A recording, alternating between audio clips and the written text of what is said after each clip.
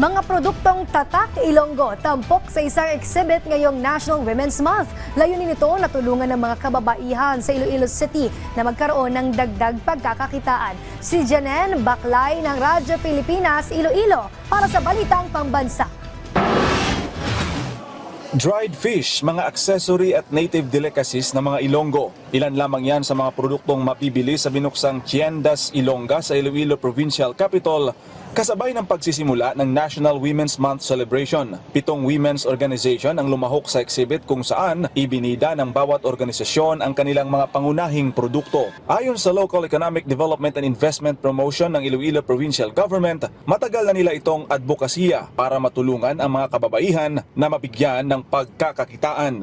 Kung ma-empower natin ang mga babayi sa aton mga tag sa kapuluyan, dako ginabulig ni sa paghatag sang additional income sa ila pamilya kag sa pag-shape sang future sa aton mga kabataan. Layunin ng lokal na pamahalaan na patuloy na bigyan ng oportunidad ang women's organization na gumawa ng kanilang mga produkto at maging sustainable. Bukas ang Tiendas Ilonggas exhibit hanggang sa darating na linggo, March 8. Mula Radyo Pilipinas, Iloilo, Junel Baklay para sa Balitang Pambansa.